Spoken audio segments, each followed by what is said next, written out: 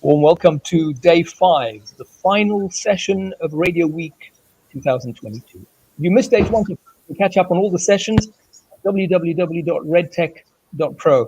Now, today's session is yet another strategic priority for radio stations around the world. Often, this subject has been a lower priority for boards of directors, but not any longer.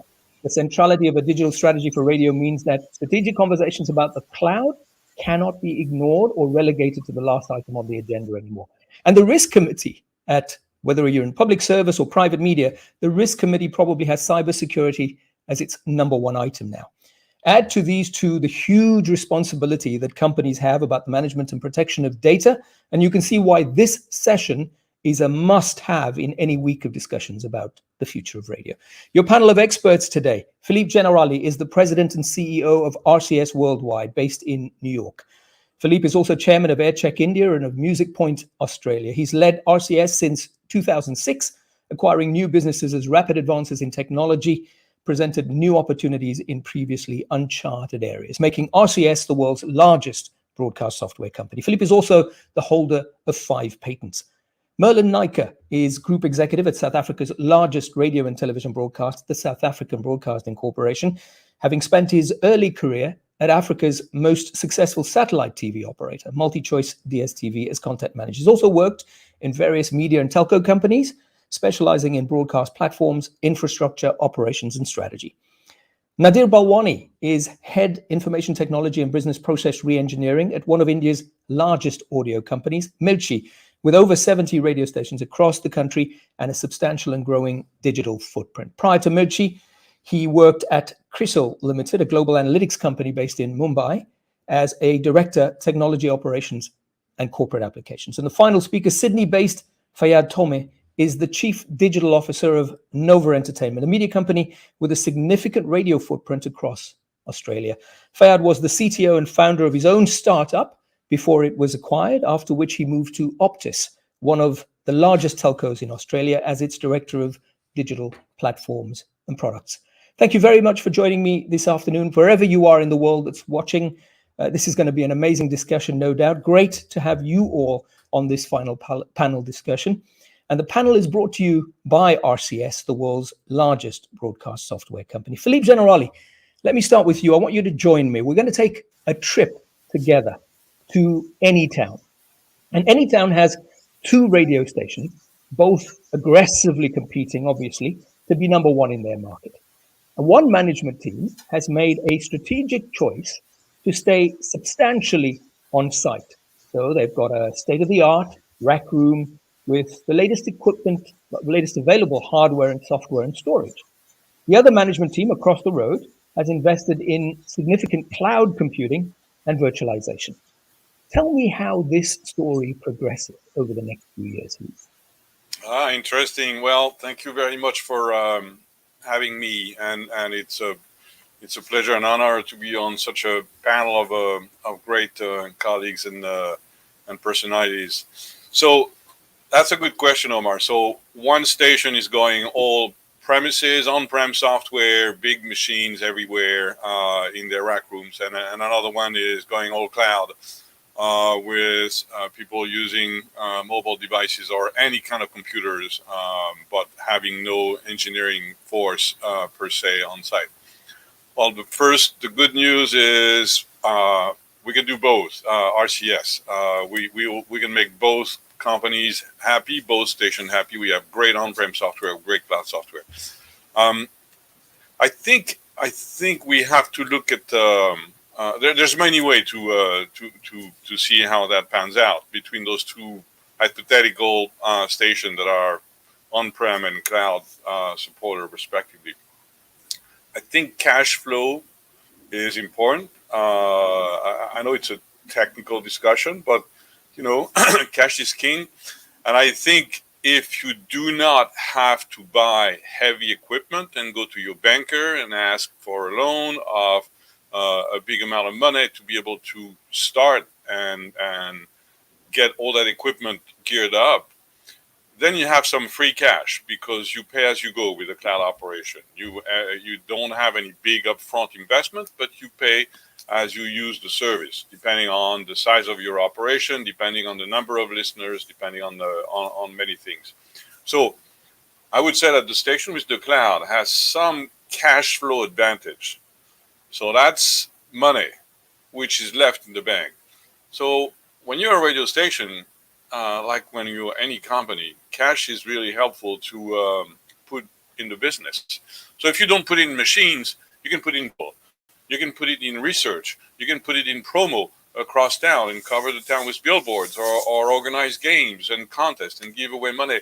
So maybe because you can attract better talent on the air because you have the cash flow to pay them, maybe you have an advantage on the ratings in the long term, hypothetically.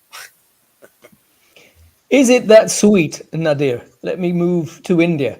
So you've got a 70-plus station network, but your country is different from, say, Australia in terms of access to broadband and so on. There might be latency issues, I don't know. Would you say that the situation in a country like India, in terms of a broadcaster like yourself, to be substantially in the cloud makes sense or not? Or maybe it's different for different markets. Maybe Mumbai, it works for your station there, but maybe it doesn't work for a third tier market. Give me an insight into how you would grapple with this in India. Sure. So, as you mentioned, the broadband situation wasn't good earlier, but if you talk today, the things are definitely improving. I'll give you an example out of those 70 plus stations we have, which are the terrestrial stations. Around 20 are network stations. That means we typically do not have studios in those places. We just have our broadcast equipment and the playout setup. And the connectivity from a hub studio to the transmission infrastructure unit is many times via broadband. And believe you me, we have more than 99% uptime. So that's not a challenge anymore. But saying that, we currently are mostly on-prem. We aren't on cloud. Our first step would be first to move the the backup workloads to the cloud, and slowly see if a complete radio station can be worked from the cloud.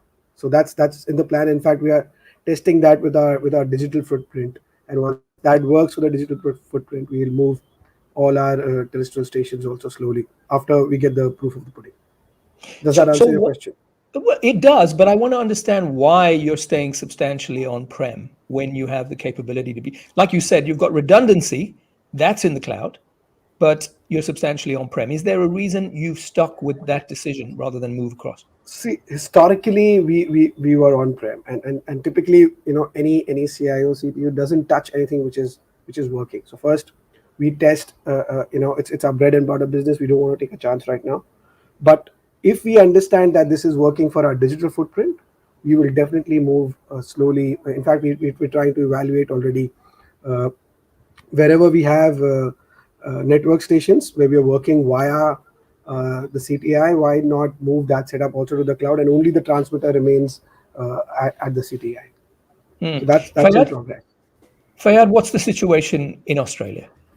For us, we have the whole broadcast suites within every studio, so we don't have virtualization so most of our servers are run on premises for the broadcasting technology. So we use RCS tools, Aquara, we use Zeta, and we use G Selector, but it's all on premises but virtualized across all the different states. So especially in the last couple of years, what we did is now we've connected all of our studios, so anyone, regardless on where you are, which location, you can dial into any studio and act like you are virtually in the studio. So this is now, we've mixed that combination of cloud with on-premises, but it's all controlled within our own ecosystem. So we created sub-ecosystems and connected them all together. Now, I would also differentiate between when we say cloud, is more the software as a service. It means it's all the software license that you just log in and zero maintenance. And this is the other products that RCS would have, like the Go product, and something that we're looking more into as future phases. So now we've invested with a lot of redundancies, with a lot of assets, virtualization across, and this is part of the previous legacy that we've had and the modernization that we did. But now the future is for the future studio, where we want to build the smaller studio or virtual studios within different locations, or for the newer stations that we're building. And this is where we probably will start looking into the newer and experiment with the newer products. Okay, it seems that Omar has left us for a second. Something might happen. Merlin, can you just on your side, how is it in South Africa? Thank you. Well, for us as the state broadcaster, we pretty much on site with everything, radio and television broadcasts. We run 19 radio stations and 5 TV channels, all from on premises. Some of our radio stations are regionalized, so they broadcast within a specific geography, but then again, also on premises. So we have offices in all of the different provinces. Having said that, what we're finding is that with OTT solutions coming into play, we're kind of being pushed towards the cloud from our customer base, as people start to use, the connected devices a lot more for the consumption of media content. So it's something that we're definitely looking at, but quite an expensive task to undertake if you a state entity with 85-year history of content.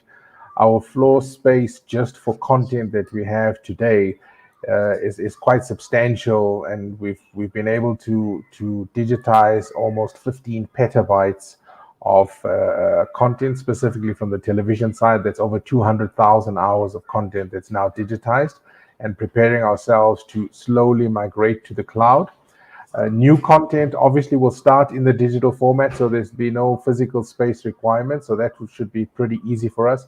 But for the foreseeable future, we see ourselves holding on to the on-premises equipment because, as I say, of the legacy footage that we still got to keep in perpetuity. Okay, thank you very much. Philippe, Omar has his internet connection that is down. So we were talking about cloud and internet, and he's gone because he's got some problem in Portugal. What is the trend? I think India internet is better than Portugal, then I guess. Yeah, exactly. India is better than Portugal. Is it the trend everywhere in the world? What we hear now is a mixture between going all on the cloud and still not sure going fully 100% cloud? Well, Nadir said it well. It works, change it. So there's a lot of people that are very happy with on-prem hardware and software, and the cloud is a new concept.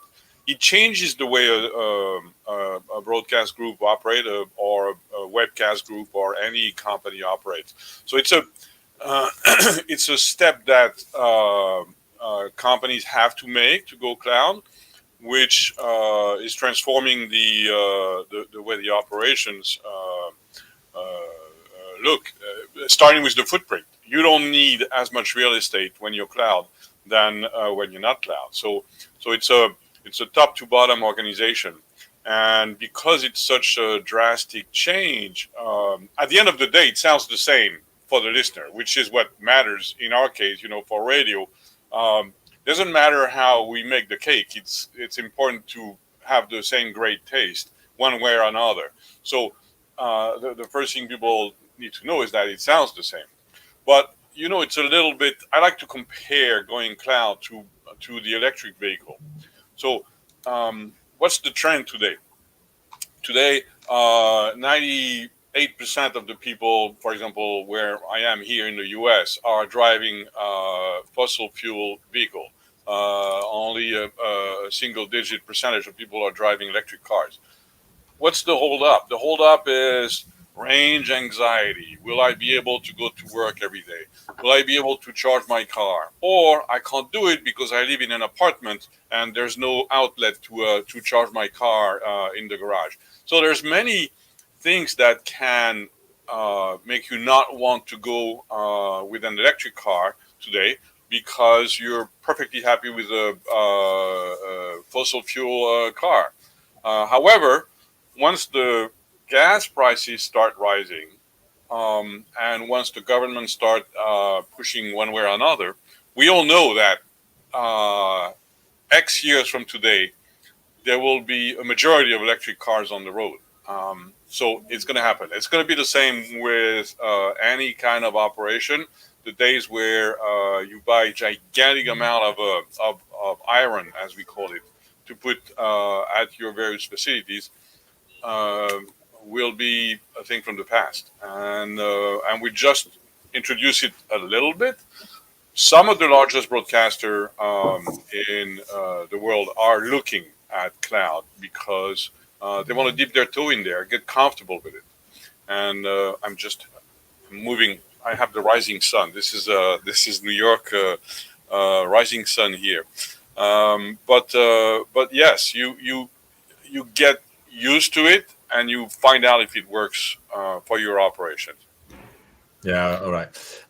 Has the global pandemic, which forced an unprecedented level of remote offsite broadcasting, sped up the value of the cloud for radio broadcasters? Fayyad, if you want to start with that question.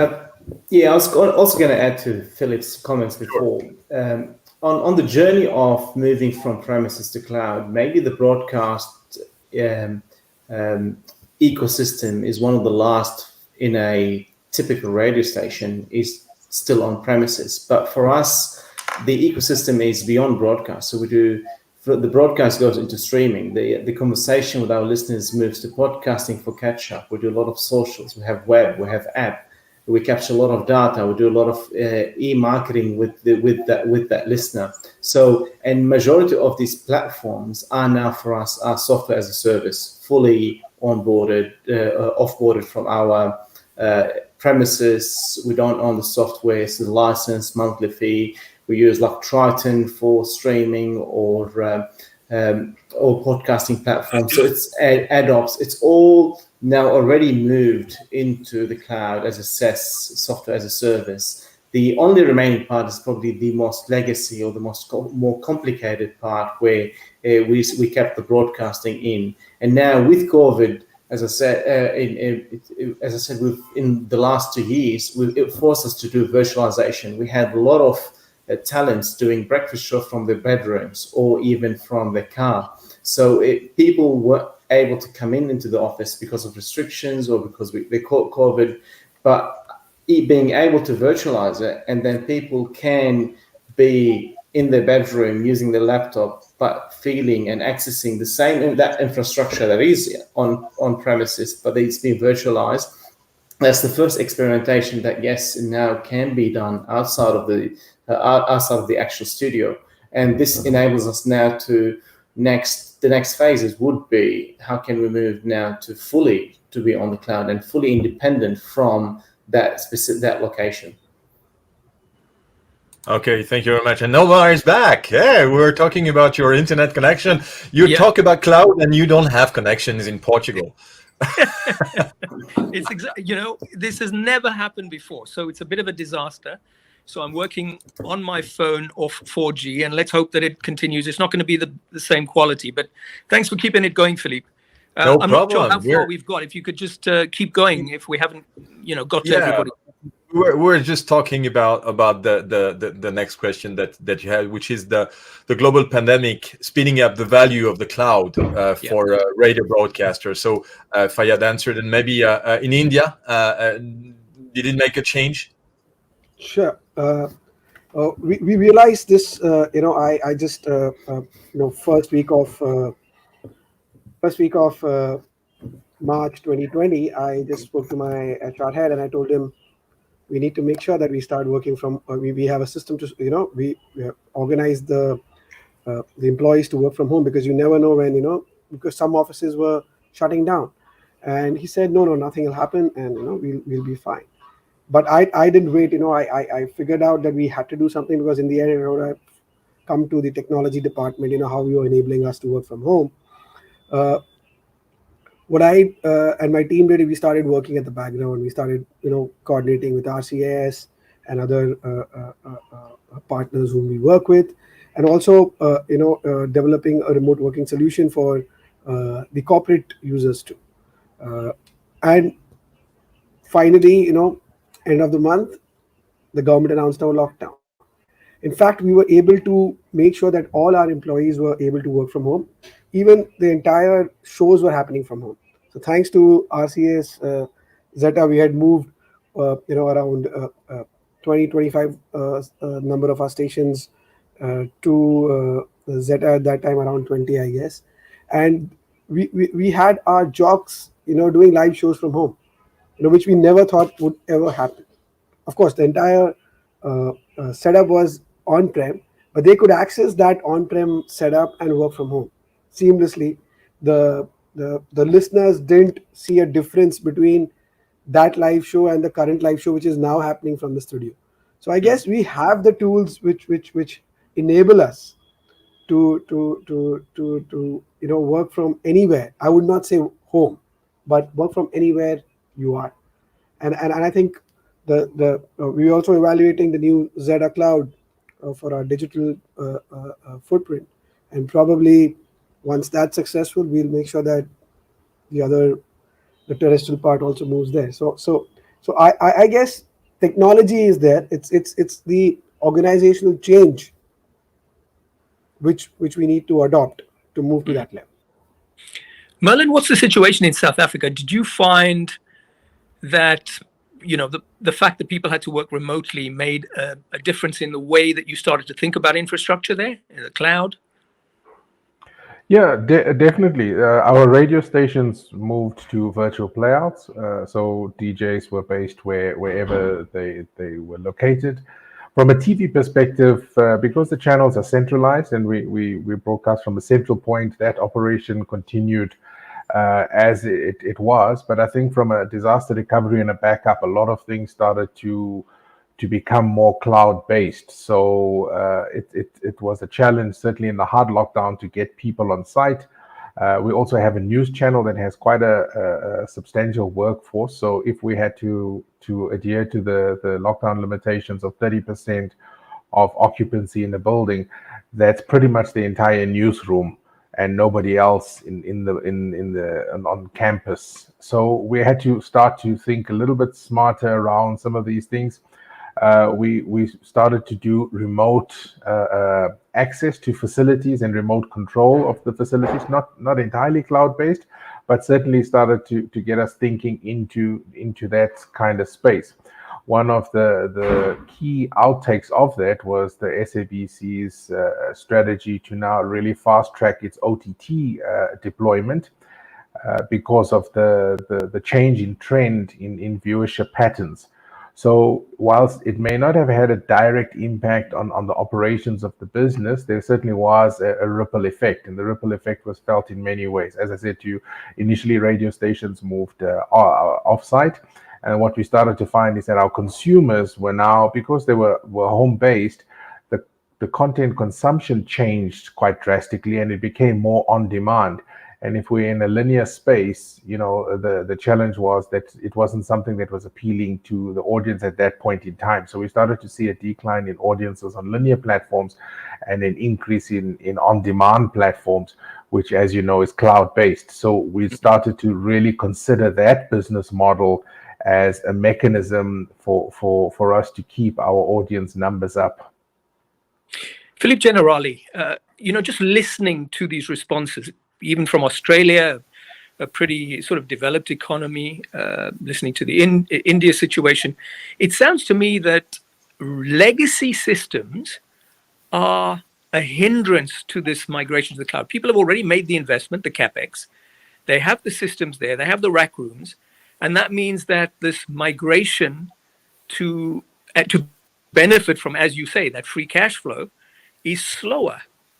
What's going to make that speed up? Is it the more digital you become, the more streams you have to push out. Is that what's going to drive a greater adoption of the cloud for broadcasters?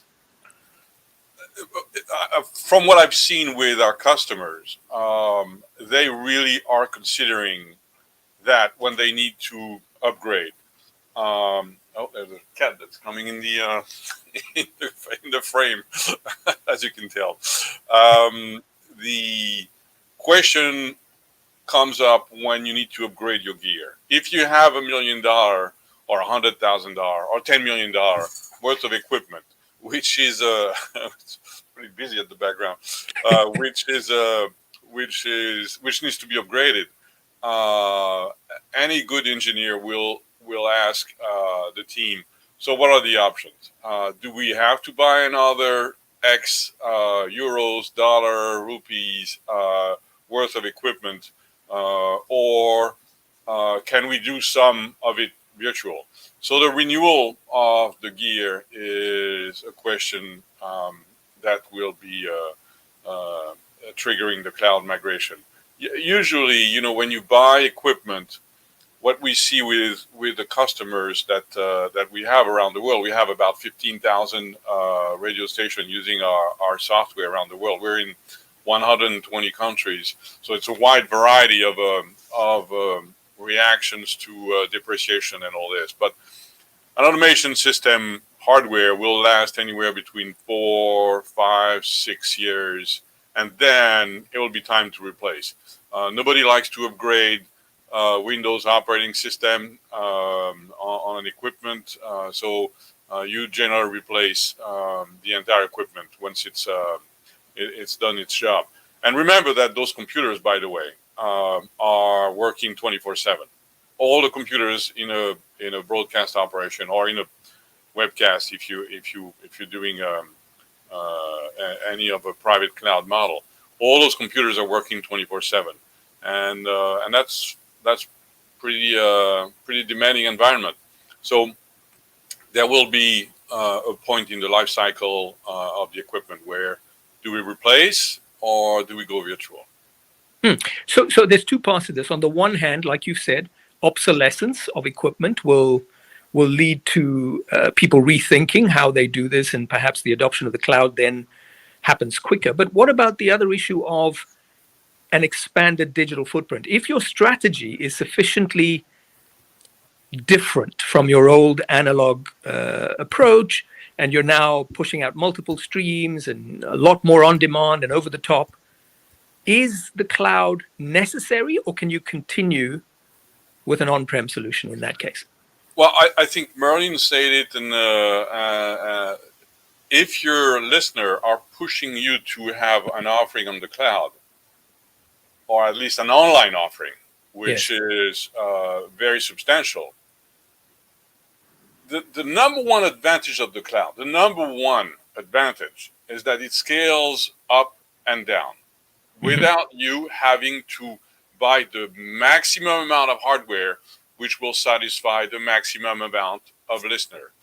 The cloud is the worldwide leader in the cloud operation, and the most profitable segment of their business is, of course, AWS. Right? It's Amazon. They invented the cloud because they saw that the week before Christmas and the holidays, everybody was flocking to their website, and they had to have 50 million users at one time on their website trying to get their gift and their delivery in the next 48 hours. And then it was dead silence for the month of January. So they said, how can we adapt that system? How can we rent out that CPU that we don't use? And how can we design a system that will allow users to not have to scale, not have to buy the biggest hardware to satisfy all the users? And that's what you have when you move to a cloud environment, which is not a private cloud. And by the way, there's nothing wrong with private cloud. That's a perfectly fine solution, which is a hybrid solution. But if you are on a real cloud environment, whether you have one user online or 10 million user online, it's the same piece of software It's the same operation. It doesn't change anything for you. And you don't have to plan for 10 million users at the same time or one user. The system will take care of that for you. So scaling up and down is the key. Yeah, of course. Let me move from, is there anybody who's got wants to make an input there, or can I move to the issue of security? Add a quick one here. Sure. When we look at it, we look at on-premises as physical servers, but this concept for us now is when we said we move to the cloud, it means going to Amazon is still managed by our engineering team. So you still have technically all the overhead that you have to do from management and softwares and patching and all of these when we go to cloud Amazon for the broadcasting tech. And we have some of it there. So it's all virtualized on the cloud, but technically it's similar to on-premises because we manage it end to end. For software as a service, for us, this is where the ultimate, where we don't want to maintain these platforms. And this is what we do with our streaming. So broadcasting, we have a specific number of users, and this is limited because it goes to FM. But once it goes from a broadcast to streaming, that conversion from there onward for us, it has to be 100% off platform, managed via cloud vendor. So as an example, we use Triton and the whole content delivery. So the CDN, millions of users access these streamings. It's all managed externally and elastic. They're leveraging cloud facilities. And this is the model where we try to work through, but in the future, pushing it more towards what the broadcast capabilities also offset it to the vendor or the licensed software creator, so they would manage it end to end for us, and it would be lesser impact on our engineering team or operation. Mm. All right, let me move to what I mentioned up front. I think that was fairly comprehensive conversation about the value of the cloud and where people are currently and what might trigger a movement, a more significant investment in the cloud. But I mentioned up front that risk committees are probably prioritizing cybersecurity more than ever as operations are exposed to online threats. And just to give you some context, in 2017, a station in San Francisco suffered an attack that hobbled them for months. And then in 2019, a Tampa Bay station was the victim of a ransomware attack. And last year, 2021, was pretty, I'd say, unfortunate for quite a few. Nine Network Australia in March, Cox Media Group in June, Sinclair Broadcast Group in October, all suffered ransomware attacks of varying degrees of severity. Have any of you been unfortunate enough to have experienced an attack of any sort? We haven't had an attack, but we've learned a lot from the Nine scenario. So Nine and us, we're on the same building. Nine, they are one of the TV broadcasters and radio broadcasters in Australia. And they've had a major cyber attack that technically took them out for the last 2 weeks. They were still they had business continuity, but it impacted their whole business. So, and we were using a lot of shared infrastructure or internet connectivities and so on. This by itself, it created a panic for us because we thought we may be next. We had to quickly work with Nine, who had the attack, their cybersecurity specialists and the agencies that they've engaged to go and re-look into our current infrastructures and do all the penetration testing or the assessment around what we have. So we were lucky not to have it. It was very close, but this created an opportunity with our board to go and look into our cybersecurity and risk assessments that we've had and all the mitigations plans that we couldn't get initially the funding for, but now we're able to do more prioritizations around this. As you expect, the list is always big, but you at least be able to go through specific high-level risk opportunities and mitigate.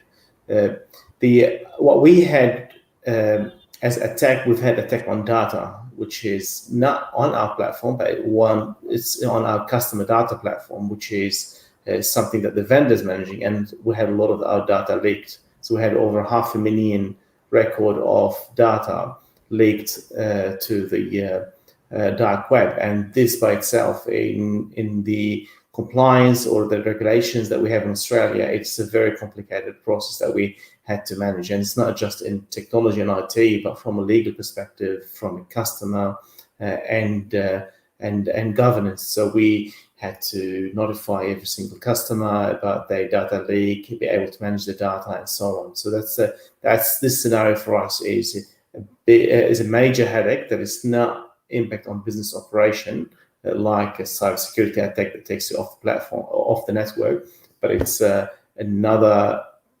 beast that we had to deal with, which is data privacy. And with broadcasting now, all of us, we interact with our customers more than just an FM station. There's that one-to-one relationship, sharing data, communication, and so on, and that is creating a bigger risk for us as broadcasters. Let me pose this generally. I mean, is there a point at which this can be, you can fully secure your operation, or will there always be someone out there finding chinks in the armor? It's just going to be an area that the board has to be comfortable with constant investment, constant innovation, constant renewal, because there are new attacks, new ways to attack every single year. It's a general question. I'm just opening it up. Does anyone want to? Yeah, I'll take that, Omar. I also have an information security background. I was working with a data company from the banking and financial sector earlier, a credit rating company, which dealt with a lot of customer data, a lot of industry data. My belief is, and which is a fact, that no computer in the world is secure. The only computer in the world which is secure is the one which is shut down. So typically, you can't guarantee 100% security. The question is, how much do you want to protect? It all depends on what is the value of your data and what is your reputation as an organization, in terms of information security. And you invest that much in information security. It's a simple thing, If I put one lock, it'll be easier for the robber to come and open that lock and take away the money I have. If I put 2 locks, it'll be a little difficult. If I have 3, it'll be more difficult. If I have 4, it'll be more difficult. Do you think by putting 10 locks, you're going to be secure? There's no guarantee to that.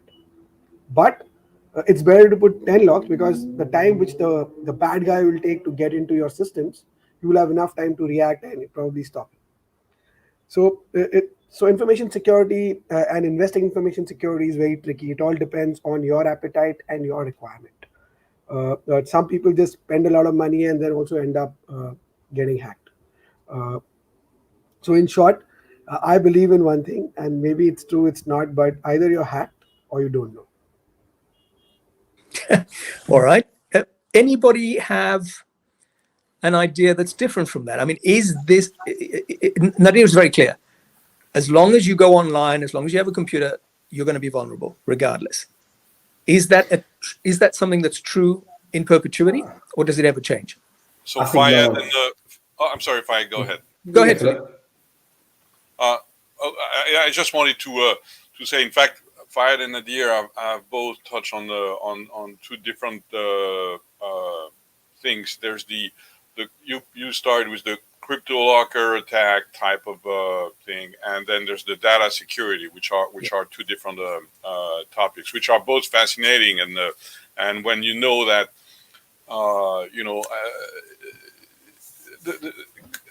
trying to breach a security system is a sport for many kids in many countries. That's what they do for a living. Some of them like to do video games. Some of them like to breach into computers. So for the crypto locker type of thing, where you have ransomware, and basically the hacker will put a wrapper around your assets and say, I have your audio file hostage, and I will give them back to you if you pay me $100,000 in Bitcoin within the next 12 hours.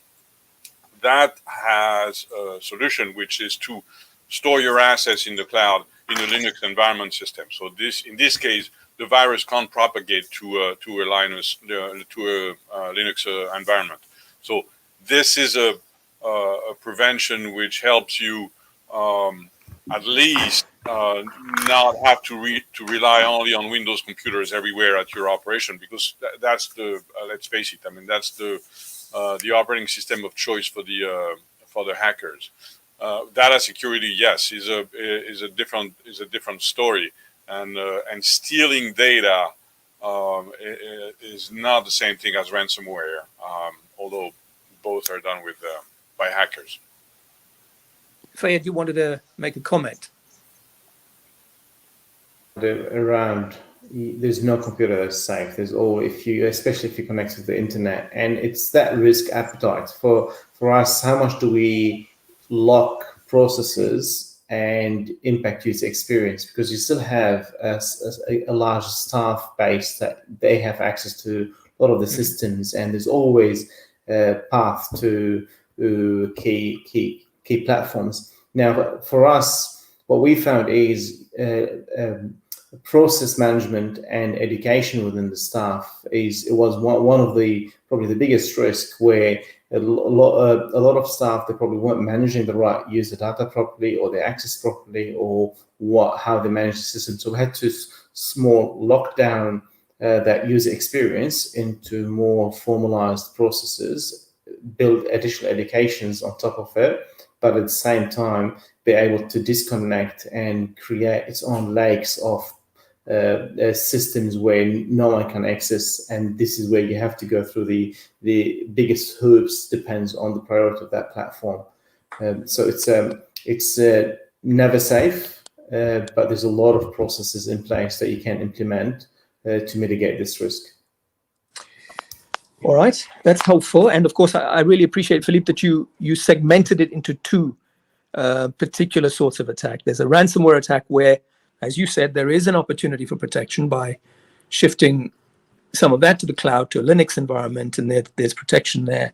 And then, of course, there's the other portion that perhaps one still has to keep working hard on and finding alternative ways to secure your data. Yeah, and Fayed said it well. I mean, it's really, you have to educate your staff. And it's true not only for a radio station, for any company. You tell them, if you get an email from the CEO that says you're going to get a pay raise and we want to review that and click here, this is suspicious. Make sure that email is legit. And I have employees that are forwarding me emails where I'm offering them to, I need to talk to you about something important. Click on that and read that document. I'll call you in 5 minutes. And it's supposed to come from me. So they forward that to me and they say, Philippe, is that you? Did you send that to me? I said, no, look at the email. It says, Philippe Generali, blah, blah, blah, at xyz.com. This is not me. So by educating your people, looking at what's the envelope of the email, what's, where does it come from?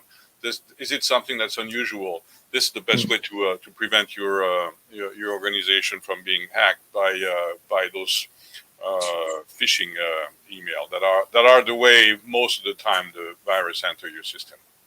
Merlin, I'm going to ask you to give us your insights from South Africa before we move on to issues of data protection and privacy. And while you're doing that, I'm going to exit the phone, and I see that my internet's back, and hopefully that's going to last. So I'm going to get back into the system via my laptop. So go ahead, Merlin, while I exit.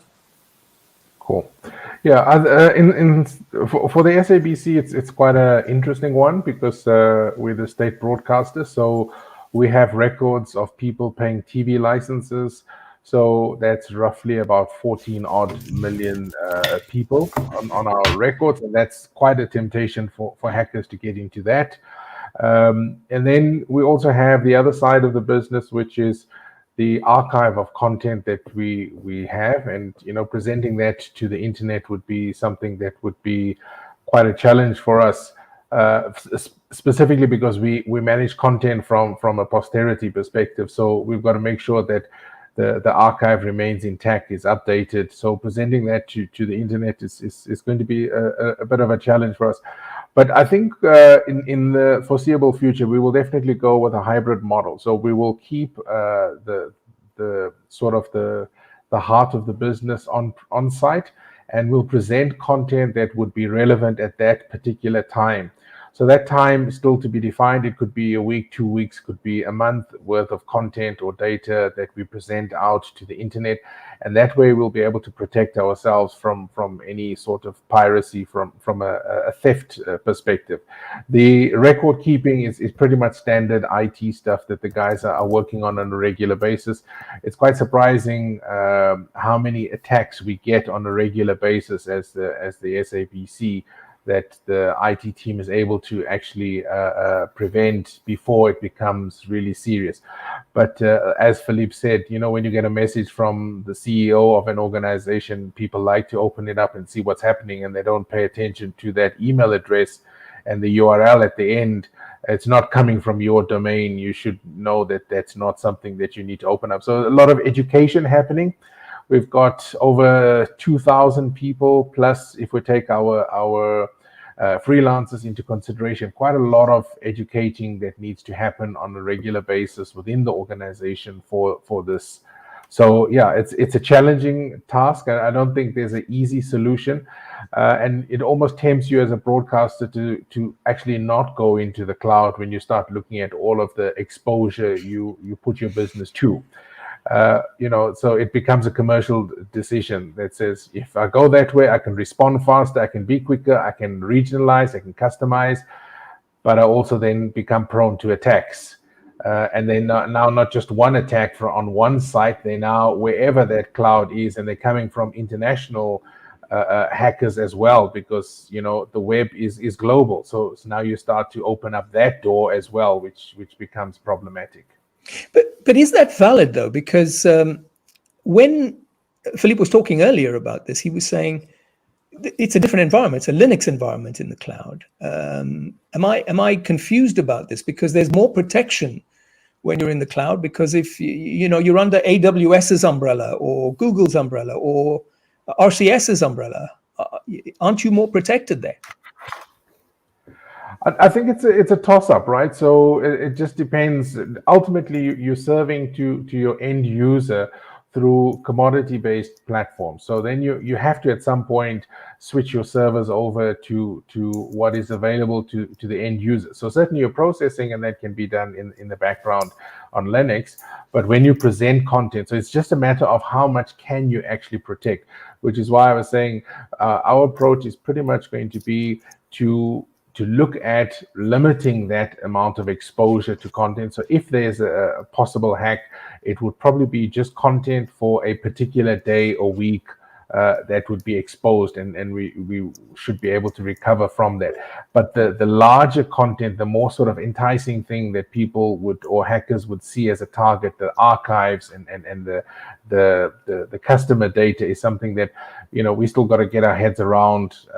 Remember, the SABC is a national key point, so you have to enter the SABC, you need an ID to come in, your ID document, fingerprints, and the like. Now, how do you do that in the cyberspace, which is the challenge that we're looking to overcome? Mm-hmm. I guess that's the problem, right? Because in cyberspace, anyone can enter anonymously, and so you're exposed. I don't know if anybody else wants to contribute to that and see if you've got a suggestion. So I have a view here, because if you there could be private clouds, there could be, you can get a cage in a data center where you could do biometric and other stuff, whatever you require. The idea is, we always think that we are more secure when we are on-prem, and that's not my view at all. I believe that you will have access to more tools when you go to the cloud, because there's only so much you can invest. There'll be a new security tool coming up, you will say, I have 10 already installed, should I go for the 11th one? But when you'll be on the cloud, you will get it for using for those many systems only, right? So I still believe that I've seen banks which were not ready to move to the cloud now moving to the cloud. I've seen governments moving to the cloud. I've also seen, I don't know if it's true, but I've heard that NASA is also on the cloud. So what are we talking about here? Above the cloud. Yeah, I don't dispute that we need to get to the cloud. I think the issue is at what rate do you migrate to the cloud that is palatable for your stakeholders? That's the challenge. because your consumers are there, and they are pretty much, you know, on that space from a social media perspective, from a video sharing perspective. It's now the commercial operations that need to consider how do they get there in a manner that is comfortable to the stakeholders and the investors. You know, that's the challenge that we have. We are going to get to this point, because we're going to talk about each of you looking at your crystal ball and saying, does 5G make that migration more effective for radio operators? Is it a boon for those of us that work in radio? I want to get a sense of, if you're starting a brand new radio station right now, do you do things completely differently from what you would have done 20 years ago? Back to what Philippe was saying right at the beginning, that you don't want to invest in the hardware in this way. You want the benefit that the cloud gives you if you're starting up. It's the legacy guys that have the rack rooms. But anyway, we'll talk about that some more. Let me talk about this issue of protecting your data. So now, most of us that are working in this business, we've always had tons of audience data coming. And if I think back 20 years ago, it was in books, written down, and you had the phone number and you had the name. And of course, that's changed. Now you've got it on a spreadsheet, probably now protected in other ways.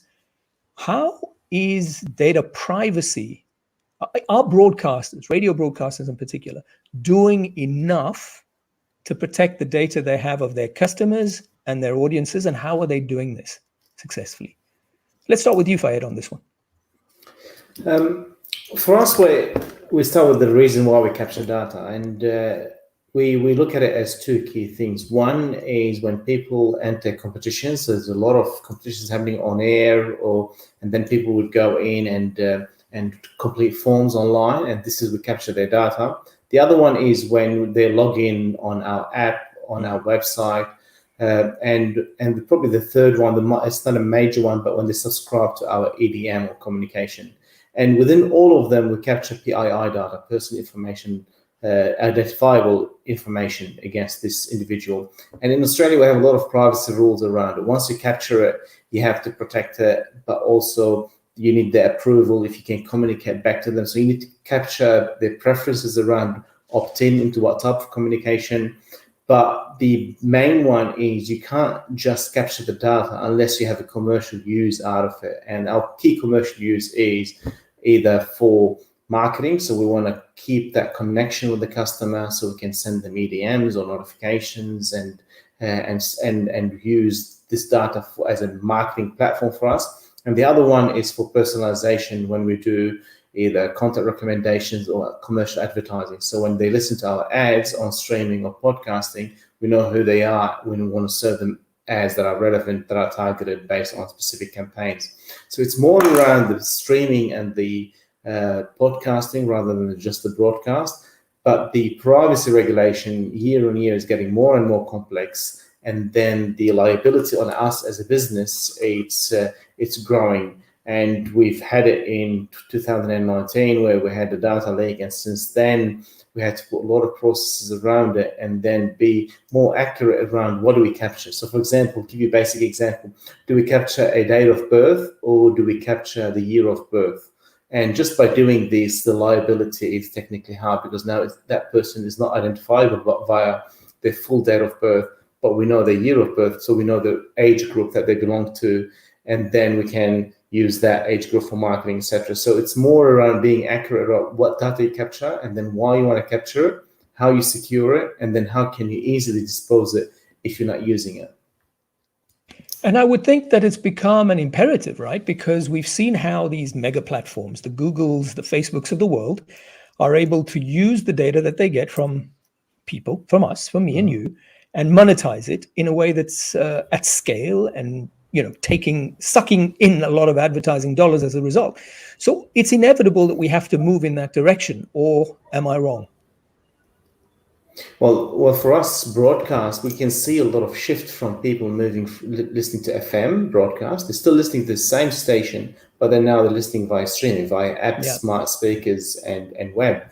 And once they're there, your CPM, the advertising yield, needs to change, because you've got the opportunity to know who they are and then target them. So you use whatever the big tech using around knowing the individuals and then targeting these individuals, you use the same capabilities to do that. So now for us, from, as an example, just using numbers, from a CPM for $5 on a broadcast, it probably is $10 on streaming. And it's the same listener listening to the same content, but it's via a different channel. So the channel for us, it creates a higher commercial benefit. It costs us to do streaming and CDN and all of this stuff, but at the end of the day, that commercial opportunity is higher.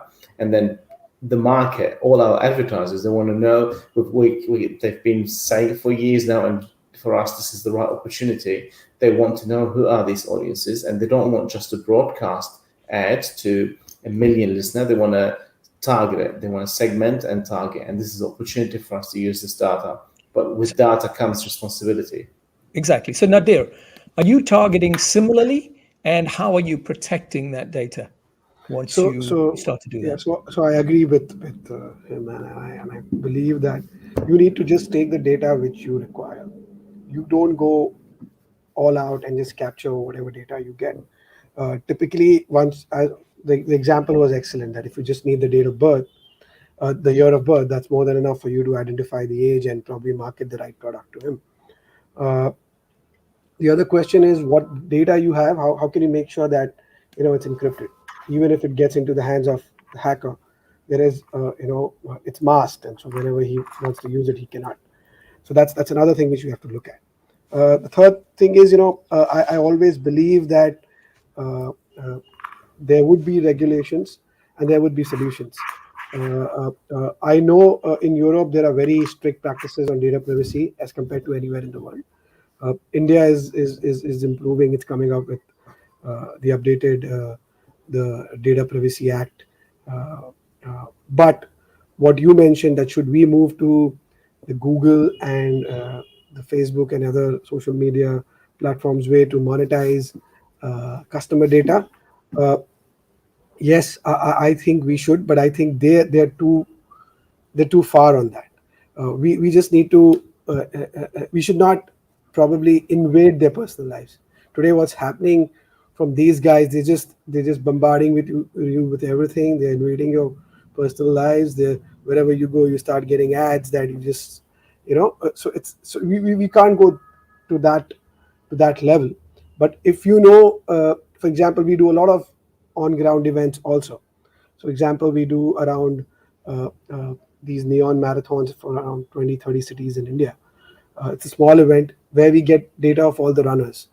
My target for the my marketing for these runners should be only that I very not very regularly, but at an interval, send them a mail or give them a push notification through my app that okay, Adidas is going to have a sale or Puma is going to have a sale, and we know that he's a fitness enthusiast and he'll be probably interested in that sale, and that way we could go and not even sell that data, but tell Adidas that we know this, we will send your ad to them. We don't give you their names, right? This is how we do it. Philippe, where is the best place to keep that data secure, audience data in particular? Because like we all know, the scrutiny on how we're managing this data is immense from governments for good reason. Yeah, well, GDPR is in Europe has done amazing things for data privacy. Starting with the choice, you have the choice of having your data not being part of a service provider. So this is the first thing, maybe saying, I don't want you to keep any data on me, or I want you to tell me what data you have, and rules like you have to automatically delete a record after X years. So these are good progress that have been made that prevents the security and the privacy from being threatened. In California, they're doing something similar. It's going to get around the world. This is something that's going to help. So the first thing is to offer the user the ability to refuse to have the data being taken. Now, there is no way you will not be traced everywhere if you go on the internet. We all know that. So you leave breadcrumbs everywhere you go, whatever website you visit. But for a private organization which has to store that data, we said it. You want to encrypt it. You want to make sure that it's not, even if it's hacked or even if it's diverted, you can't read it if it gets stolen. So anywhere is not really the safest place, but there are some basic principles that can make storing the data something safe for all your listener in this case. Merlin, give us an insight into how you're managing at the SABC, and what are those fundamental steps or basic simple steps, as Philippe just put it, that you're taking to protect audience data and secure it? So in South Africa, the audience data is managed by the Broadcast Research Council of South Africa. And what we try and do is any intelligence that we get on top of that from audience research with viewer profiles today is stored on premises. And just sort of as a side note, I'm not sure if you followed the story in South Africa where the matric results were not published this year because the Department of Education felt that it needed to comply with the Protection of Personal Information Act, and hence didn't issue the results of the graduating class of 2021. And I think that's some of the kind of misnomers in the marketplace, that people are really scared to firstly hold on to data because there's a risk and there's a responsibility that comes with that is not clearly understood. They were eventually taken to court, and the results were presented yesterday because the courts felt that there was a misinterpretation of the requirements to protect that information and what is allowed or permissible to be broadcast and let out into the industry. I think as a broadcaster, it's a little bit more easier because, easier from understanding what data you are actually holding on to. And it's not something that would generally be presented to the internet at large. It's more sort of a back office kind of tool that you're using. So the interrogation of your usage of your content on platforms and those kind of things. However, if it's sitting on a platform that's presented to the internet, certain aspects of it is vulnerable, and it's a bit of a challenge.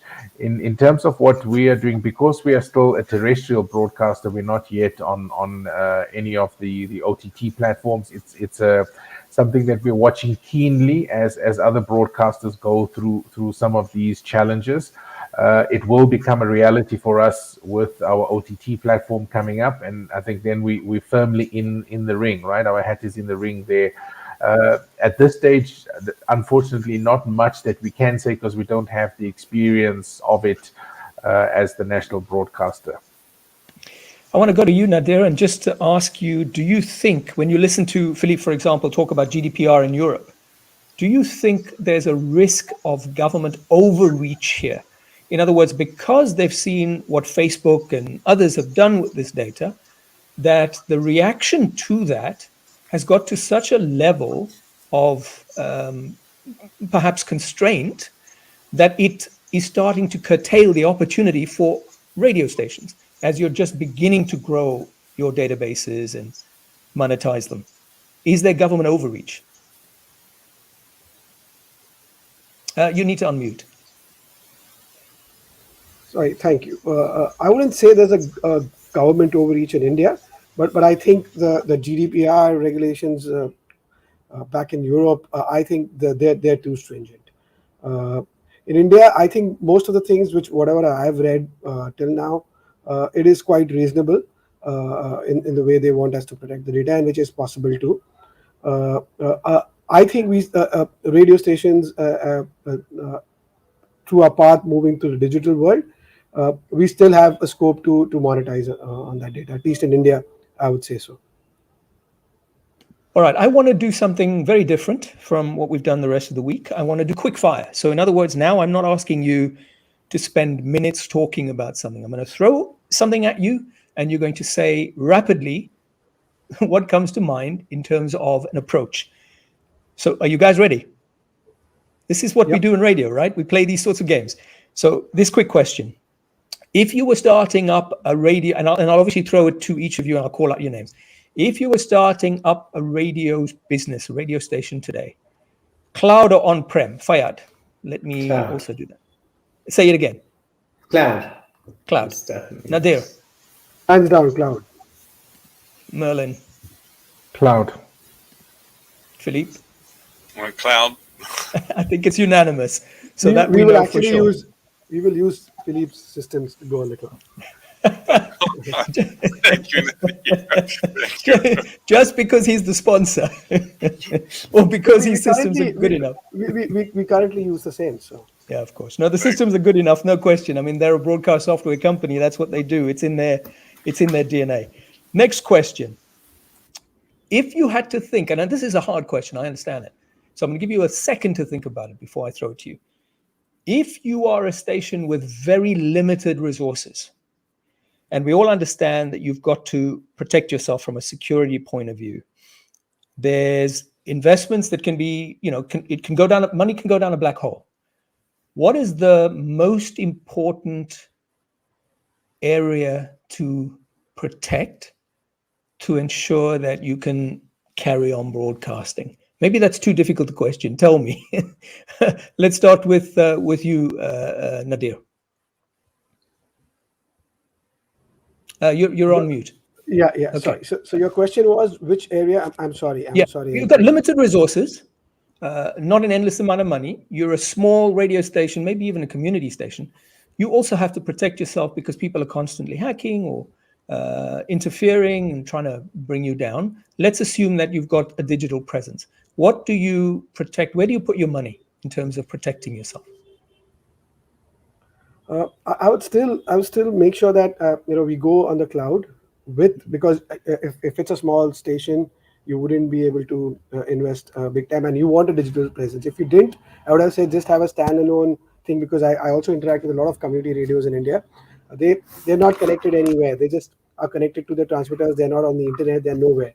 So they're pretty much safe in that. So put yourself on the cloud to ensure protection. So if you have a digital presence, yes. If you're a pure play terrestrial, then you just do it standalone and just connect to the transmission setup. That's it. Would you say the same, Fayed? I would.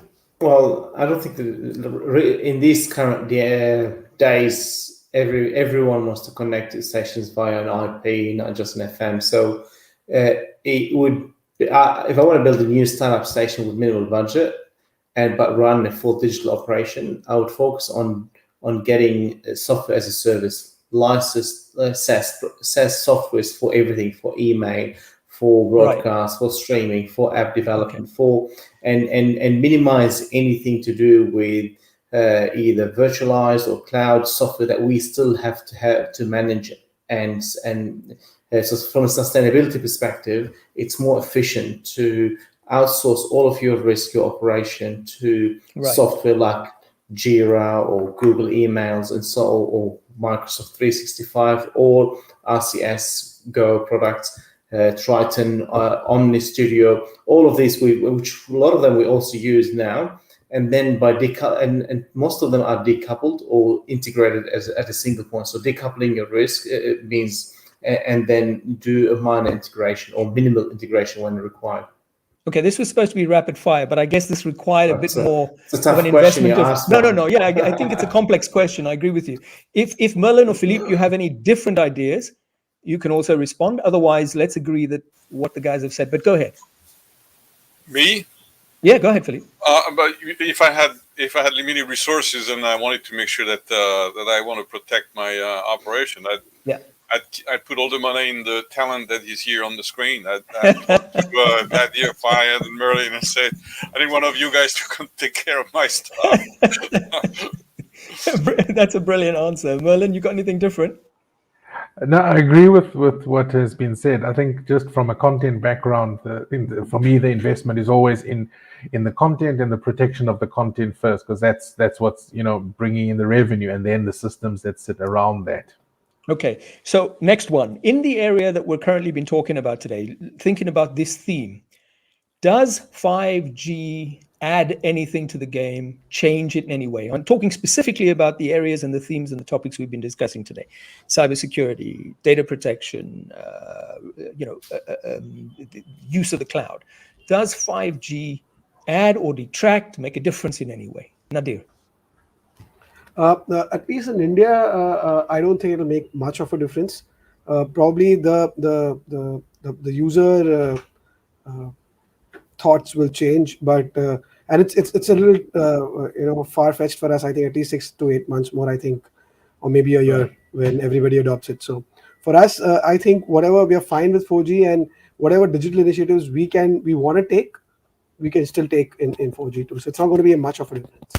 Only thing is that. Sorry. Only thing is that the video content probably would have a bigger advantage. It's for us. It's a no for the broadcaster end, but it's a yes from a user experience, from a listener or the consumer end, especially if they're using it via IP or mobile devices. Merlin? Yeah, I think on a very simplistic level, 5G brings added distribution. Added distribution brings added attention and hence more hacking. So it's added considerations that we got to look at. Being in Africa, I think it allows us to see what is happening in the developed world first. So thankfully we have that advantage. But I think in the rollout of 5G right now, we're pretty much on par with the rest of the world, but there's not much distribution happening from a video perspective from local properties. I think the issue here is just taking the cautious approach to say, look, if I go this route and I add the distribution, there's more numbers. How do I protect that? So it's pretty much a wait and see approach that I'm picking up in the market, not just from the SABC, but I'm looking at everybody else in this space. Philippe, you can close it all by telling us how that's changing your business, RCS, 5G. 5G obviously means more easier and more often mobile access. So wherever you are in the street, in anywhere, you can access any content and run any operation. 5G is going to give you, if 4G is a 4-way lane highway limited at 130 kilometers an hour, 5G is going to be a 12-lane highway on each side, and it's limited at 300 kilometers an hour. So it's a massive difference in the way you can access any service from anywhere you are, except close to an airport in the U.S. because 5G is just frozen here in the U.S. around airports. Well, once you get onto that 12-lane highway, I guess there's a lot more to protect as well. Just talking about the themes that we've been discussing today. Gentlemen, it really has been an honor and privilege to have you. Nadir Balwani from Mirchi in India, Fayed Tome, Nova Entertainment in Australia, Merlin Naika from SABC South Africa, Philippe Generali from RCS Worldwide in New York. Thank you for getting up early for this particular panel. And sorry about the internet mess. It really isn't because I didn't pay my bill, because it came back, right? If I hadn't paid my bill, it wouldn't have come back. So it's nothing to do with that. And I've never had that happen before. So thank you, RCS, for helping make this panel possible and your support of RedTech's mission to connect the global community of radio and audio broadcast professionals, which is why, as you can see, a very diverse geographic makeup of people from everywhere. If you'd like to rewatch or recommend our panels to your colleagues to watch, they're all available on www.redtech.pro, and this one will be there too for catch-up. Make sure, Nadir, that you tell everyone in India to watch it. RedTech Radio Week RedTech Radio Week will be back in January 2023. In the meanwhile, to know when and where our next event is, subscribe to our newsletters, read our bi-monthly RedTech magazine packed with insights, information, and interviews with radio and audio strategy professionals, as well as technology experts from across the planet. Until we meet again, have a wonderful 2022. Gentlemen, thank you so much for your time and for your wisdom. Thank you so much. Thank you. Thank you.